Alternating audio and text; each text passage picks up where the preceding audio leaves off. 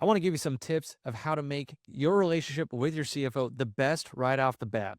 So, what can you do to make that the best relationship? We've already talked about what a CFO is and how you choose the best CFO, but then how do you actually get onboarded? Meaning, what are things you could bring to the table, and then what should we or what should a CFO be bringing to the table as well to make the relationship successful?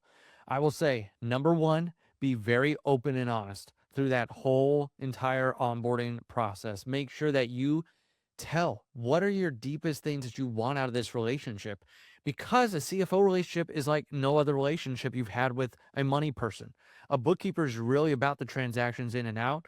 Usually CPAs are more about the taxes and like tax strategy, which is great, but the CFOs are more about how is the money affecting you? How much do you want to put in your pocket? Are there any money mindsets we need to break through that you feel about money that we need to push through so you are successful with money?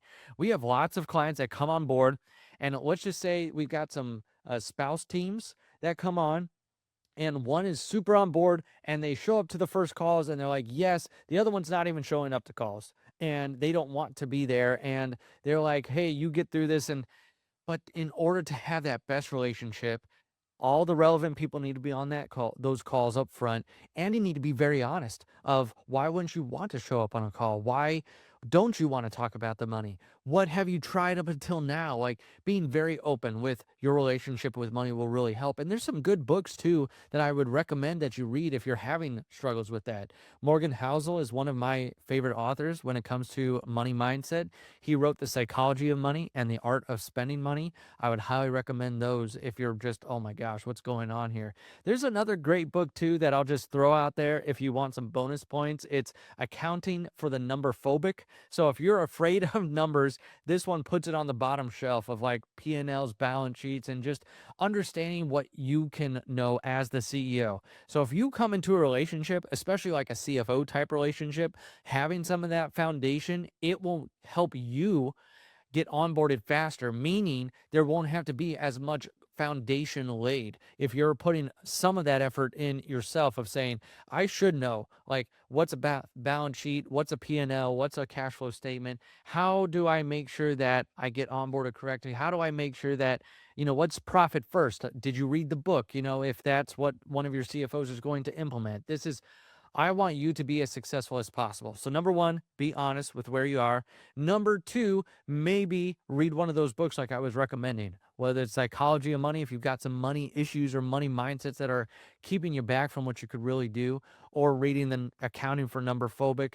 Obviously, if they're implementing profit first with you, I would highly recommend reading that for your sake and for the relationship's sake as well too. So doing just a little bit of that groundwork. The other thing you can do, which if you're wanting to get onboarding, you want to get clarity as fast as possible, make sure to include the people that you might have on your finance team. If you already have a bookkeeper, they need to be part of this process. If you have a CPA, they need to know what's going on and maybe be introduced to your CFO. This is how to make things very seamless, because you are the CEO, you are the orchestra conductor. So making sure that the relevant people have access to the people that they need, the processes, the systems, making sure that everything goes smoothly from there. I would say another thing, honorable mention here, is show up to calls. Like if you're the one that you're saying, hey, it's just me, I don't have a spouse that doesn't want to show up to calls, I don't want to show up to calls. If you're the only one running it and you're the one that is going to be on those calls, I get it.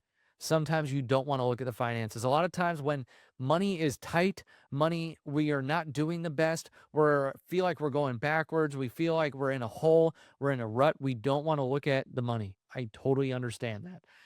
This is the time when you first get on board, especially to have the best relationship with your money person that cares about you, is to tell them those things. Say, this is how I'm thinking about the money. This is how I'm feeling. I don't want to show up for these calls, but I'm here because I want to figure out how to move forward from here.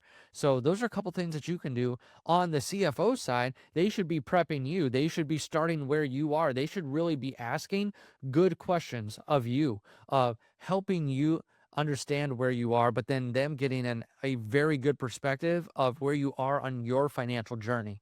So on our side, or on a CFO side, I would make sure that we're asking good questions of you, so that way we get to know who you really are and what you really value and what will make that a very valuable relationship, because it has to be two-sided. It can't be just you pouring into it, and it can't just be a CFO pouring into you. It has to be both the yin and the yang. It has to be, okay, what can I do? And I gave you a couple key points there. What can the CFO do as well? And we need to make sure that relationship is the best possible, because you want to keep more money at the end of the day. How do you do that? We face hard things. We look at the money. We make better decisions. So once we have that clarity, we can make those better decisions. And it starts with being very open and honest, working on ourselves, showing up to the meetings, building the reserves, putting these systems in place, and having the best relationship possible with the person who cares about our financial situation the most.